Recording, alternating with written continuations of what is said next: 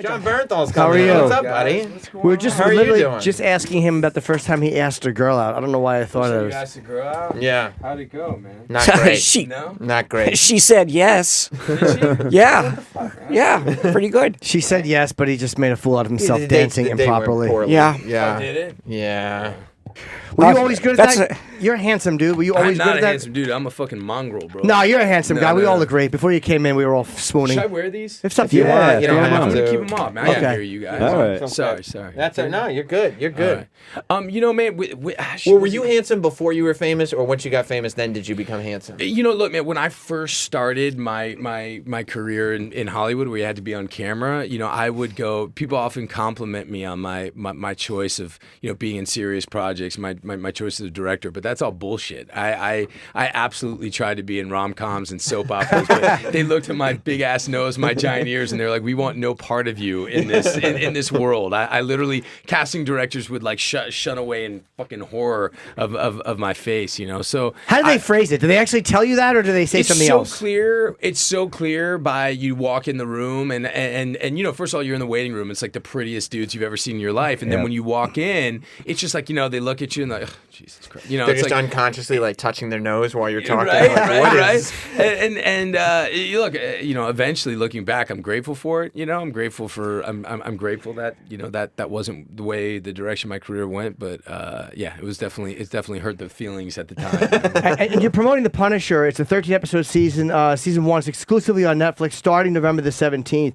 And you guys had to cancel your panel at New York Comic Con because of the whole Vegas shooting. When you hear something like that as a performer, are you like, yeah, I think they should have, or you're like, they're man, disconnected and they shouldn't have canceled it? I was the person who called and suggested it. Yeah, Oh, you were? 100%, man. I think look, the whole way that the show was going to be unveiled was there was we sort of weren't revealing the release date, and what we were going to do is at New York Comic Con I was going to come on stage and say the show is available right now, and we're going to make sort of a story out of it. And I thought, at the time to try to make a news story and try to sort of divert any attention away from what was going on, I thought was disrespectful and something I really wanted no part of. Okay. I think the tragedy, I mean, the tragedies just keep fucking coming, but I can't begin to explain to you what it was like. We premiered last night, and the night before, hearing about this coward in Texas and this tragedy that's just taken over this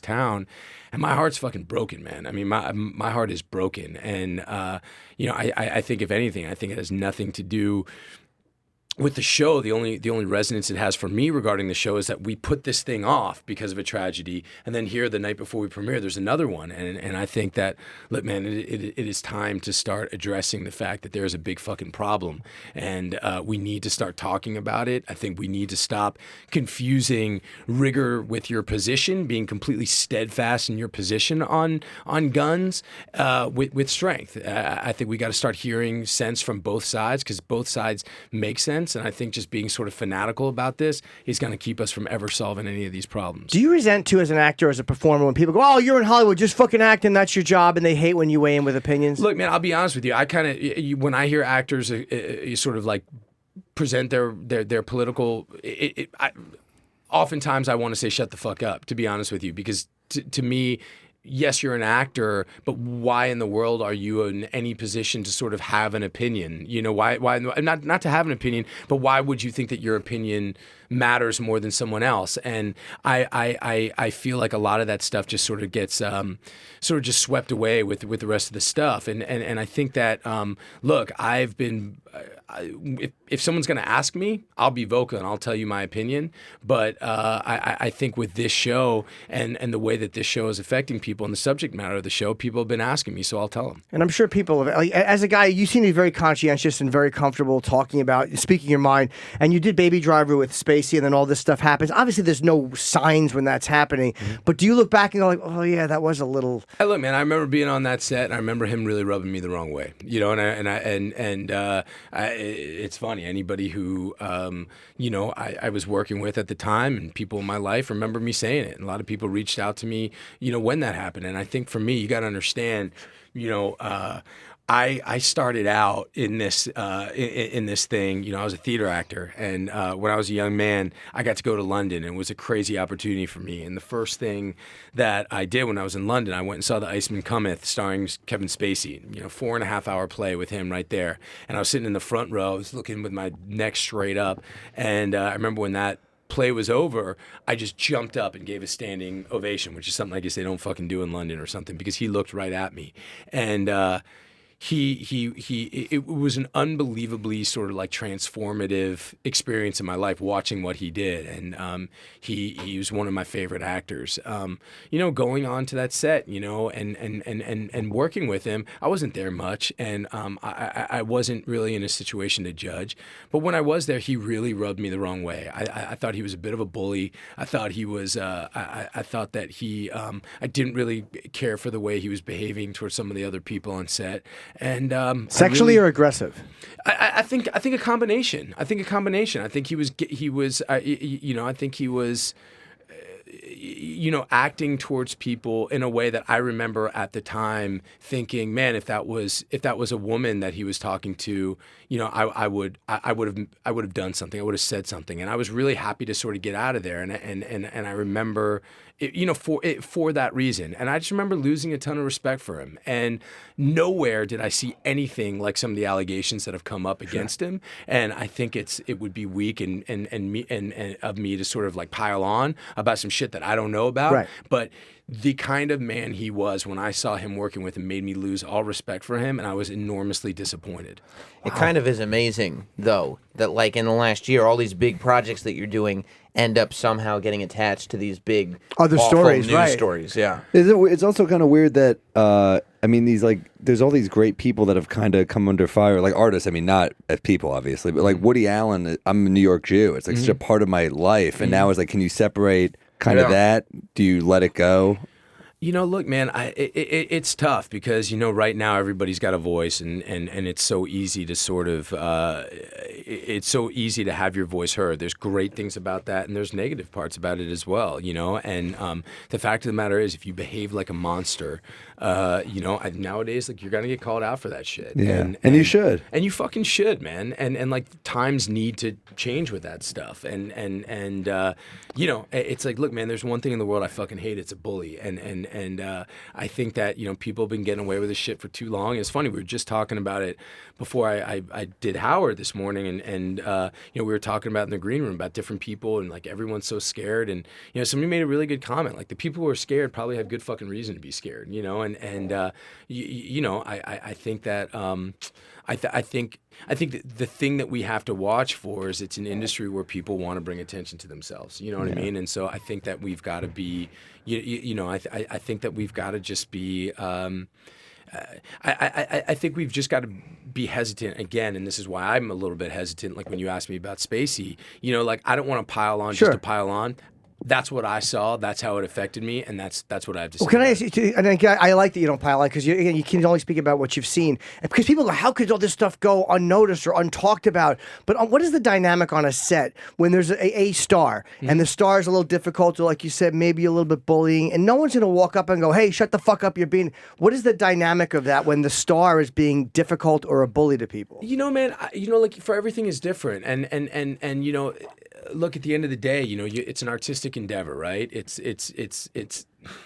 you're there to make something, you know, you're there to make something, and every director has a different method, and every director lets the atmosphere of the set sort of go in many different ways. And I have been in situations where I think that if you looked at what we were actually doing right then, if you looked at what the cast and the crew were doing on set, you would be like, holy fuck, this is dangerous, this is chaotic, this is unsavory, you know, but it's exactly essential what we needed to make the moment that we were making, right? You know, if you looked at the orgy scenes in Wolf of Wall Street, you know, I'm sure that, you know, if you just looked at that in a bubble, you'd be like, what the fuck were those guys doing? You know, it was a crazy experience. But that's what we needed to do. That being said, there was no disrespect. Everybody treated each other professionally. Everybody, there was zero tolerance for people sort of lording power over other people. And I think that I really do think that those days of that kind of behavior are going to end because of all this. I really do think that. Yeah, I think you're right. Did anyone warn you like about Spacey, or was there kind of word out there that he's kind of a creep or he's an asshole? Yeah, I'd heard. I mean, not really. I mean, I had heard stories. I had heard stories, but to me, it's like I'm there to go do a job. You know what I mean? I'm there to go do a job, and like man, I'm not gonna bullshit you. I walked onto that set, and I'm just like, I got immense respect for this guy. He's one of my favorite actors. He's enormously talented. So that's what I walked in with, and it didn't take a long time for me. How long into it were you like, No, it didn't take me long. It's weird because you almost when someone is that good at something, you almost don't want to believe it. There's like a part of your. I mean, at a certain point, it becomes undeniable. Listen, I guess. Man, I think the majority of the people that I've gotten to work with and meet in this profession, like, they're good people. They're good. They're confident. They're solid people. I think that to be good at this thing, like, it takes a level of empathy where you're open to people. You don't judge them for their race or religion, their sexual orientation. You celebrate the differences in people. I think that's all sort of like part of the gig. And if you're not innately that way, I don't think you're going to be a great actor. So the majority of the people I meet who are great people that I really admire have turned out to be great people in real life too. And when I think about De Niro or DiCaprio or Brad Pitt, these guys are heroes of mine. Then I go and meet and work with them, and I only love them more. Does that make it like inexcusable when you see it happening? Like when you meet a guy like Scorsese, did you get along with Scorsese? He's the best. So when you meet Scorsese, right, and you're like, that's an awesome dude, is it almost like if that dude can be an awesome dude, anybody can nobody's got an excuse not to be? And look, I think that there's a for somebody like me, I come in with a level of reverence and respect. These guys had like enormous effect. Scorsese, man, he had enormous effect on my life. He shaped so much of what I feel and what I do and what I care about. And so you go in, but there's anytime somebody comes towards you with respect, you got one or two. It's only you go one way or the other. Right. You can either shit on that person and treat them like dirt, or you can welcome them in. It's one way or the other. And to me, most people who are confident and successful and have some level of peace of mind, and for the most part, I think that if you're really good at something, you don't have. It's like you've given all that other shit up. You don't have to lord over somebody who's in a less powerful position than you. Well, and by the way, John is promoting The Punisher. 13-episode season 1 is exclusively on Netflix, November the 17th. You have to be a pretty big prick to piss off Scorsese. Like, he's such a nice guy. And who would come at him with a shitty attitude? I mean, Marty's just a fun guy. Yeah, man. I mean, look, man. I remember. He's speaking with familiarity just to be an asshole right now. No, like he called him Marty. That's how you talk about it. That's how we talk about it. That's how we talk about it. I love it, dude. When you were doing Baby Driver, because I love that movie. Okay. Did you realize what you were doing? Because it seems like one of those movies that was made almost outside of the camera, if that makes sense. Like, so much of it is in the editing and the music, and just like it's so stylistic. Do you know when you're shooting it what this thing is going to be? No, but you do know with Edgar Wright. Edgar Wright is a genius. So, like, no question, that guy is a fucking genius. Yeah. And I have no doubt from the beginning that he knew exactly what that movie was supposed to be, frame by frame. So you might, I signed up for that movie, and I thought I was going to be there 9 days. I kept coming back and coming back and coming back because that opening car sequence was so unbelievably intricate. And it might just be getting out and shutting the door over and over and over again. But you have total faith in this brilliant genius filmmaker that he's doing everything he's doing for a reason, and in a way it takes a lot of the pressure off of your, like, he will tell you exactly what he needs. He'll tell you what beats it, and it's almost like being like a Uber marionette. It's like you believe in it, and I think if you sign up for a film with a director like that, you have full faith, full confidence, and he's going to deliver, and he did. Have you ever been in a position where you've got a shitty director that's trying to puppeteer you? That was fast. And you're like, you don't know what you're talking about. I'm not going to. Well, here's the thing. Unfortunately, unfortunately, I think a lot of the time there's a direct correlation between Oh, sorry. There's a direct correlation between, look, I've been really, really lucky with a lot of the directors that I've gotten to work with, and enormously blessed. And I think that, there's one thing that's uniform in all of them. Everybody has different methods. Everybody has different methodologies. That's the same fucking thing. Everybody has different methods, right? But I'm all trying to sound smart and shit. Shut up, fucking asshole. But like, I think that there's, I think that there's one thing that's uniform, and that is the best ones are completely collaborative. They're completely open to everyone else's ideas. They're not sitting there. They may have ego, but they're not led by it. They're not sitting there being like, it has to be this way. It's like completely unbendable and unopen to hearing other people's ideas. The good ones are all, it doesn't matter where the idea comes from. And they all have this ability to make everyone on set feel like they're 100 feet tall and that you can explore. And if you can create an atmosphere on set where you really don't know what the fuck is going to happen and anything can happen, that's when I think real magic comes. And I think for me, it's been almost every time when someone is not open to that, the project isn't as good, they're not as good, and if they're so locked in with their own vision of what it is, it's often for me sort of it reeks of them not being that talented. And how would you have felt? Sorry, too, but you talk about the guys like the directors who are collaborative. How would you have dealt with a guy like Stanley Kubrick, who was a guy who was known just to be completely like he had his vision and that was it? Well, or again, Aaron Sorkin, I think, is another guy, right? Who's just like I this think is it. like word when for word. Yeah. And word for word is fine. I mean, I think like. Then there's a level, and like what I said about Edgar, a guy who like this thing. Like I remember when I worked with Polanski, he knew everybody's lines. He knew what every frame of that movie was supposed to be. And look, I think there comes a certain point. Look, if you're directing the third episode of like some 26 episode TV show, and you're like, no, you have to do it like that. You have to. That's a problem. If you're Roman Polanski or Edgar Wright, or if you that's a little bit different. Or Kubrick, these guys are visionaries, and you have to fit into their vision. I would imagine though that within the rigor of that structure, within how rigid that is, there's full exploration within there. Once you're in that, and that's what my experience was with Polanski. Do you think that he has gotten a pass? Roman Polanski from Hollywood, considering the flack that other guys have gotten. Well, he had to move, right? I mean, that's for the government, but I mean from Hollywood. Yeah, because he's still actively working. He's still respected. Oscars. People love Such him. a tough question, man. I think number one, I think the woman who the charges were about has forgiven him, which I think is which I think makes. Which I think counts for something, okay? Has he been, I think some have given him a pass, some haven't.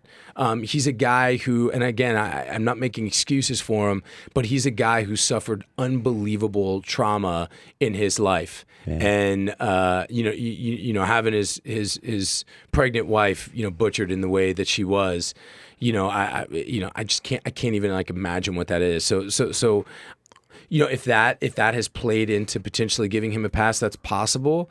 I think that, look, it was a different time. So there's not this just unbelievable wave of voice because people didn't have a voice back then. And so I think, honestly, you would be wrong to give him a pass because there's no way we can know exactly what happened. And right now, you hear a scandal, you hear a charge come out about a certain person of power, a certain celebrity, and then it's backed up by like 15 more people. It's like, fuck, dude, you're not giving that person a pass. And he's had about 5 more too come out. But again, this is probably after you worked with him. He's had about 5 more come out. One girl saying molested her when she was 10. Again, I don't know how true any of it is, but like 5 more people have come out. There was a Twitter mob now that just takes over, and it's not just people coming out, but it's like it almost like there's like a mob mentality that dictates what happens to the person in a way. Yeah, and look, man. Again, I think it's a crazy world. There's strengths and weaknesses to that. I mean, look, man. It's like this has been going on. It's a real thing, and it's there are monsters out there, and they need to be dealt with. And if there's people, if there's a ways and means for people to voice this and stop this, like that is only a good thing. Did you have to do anything personally to was that a struggle that you had? Did you have to justify to yourself, should I be working with this guy based on his history or not, Roman Polanski? Look, that was a really, really long time ago, and I think at the time it was not. At the time it was like it was so early on in my career. I was just kind of thrilled that he had called. You know what I mean? And and that's just an honest answer. Sure. Yeah. Yeah, a lot of times, I mean, you're trying to make it, and you're a giant director. You're not going into all the nuances of the person's life from 40 years. You just, you can't really I get it. afford to pull a morality play or something and go like you can't turn that down at that point in your career. Yeah, I mean, look, at a certain point, depends on how much you know about it, depends on what you know about it, Sure. depends on how and what exactly that person did. I mean, I think everybody has a. I think I was a much different person then too. I wasn't a father. I just was a much different person then, and I think I was sort of all about the art. And I think that there's many other things that are super important now. I was going to ask real quick. Was it scary when you first? Because I feel like you leaving The Walking Dead, as great as you are on The Walking Dead, is the best thing that could have happened to you because you've done so many awesome things since then. Was it a scary thing when you find out? Because your character gets killed off. It's not like you decided to leave. When you're such like a central character, and that's I think one of the first things that many people could identify a character that you played. Like, I know him from The Walking Dead. Is it a scary thing to be off that show? It's scary, man. I mean, look, you scrape and claw, and you're just trying to do this thing. It's the only thing I know how to do. I love it. If I can't do this, I'm screwed, man. And you finally get on a show. It's a tough. I mean, people talk about it. Look, all professions are tough. This is a tough profession because there's no rhyme or reason to it. You can get yourself a gig, and just getting the gig is so hard. But then having the gig actual air is even harder. And then having the gig actually air and then be successful, it's like all this shit has to fall into place. It was the first time I had ever been a part of something in a major way where that happened.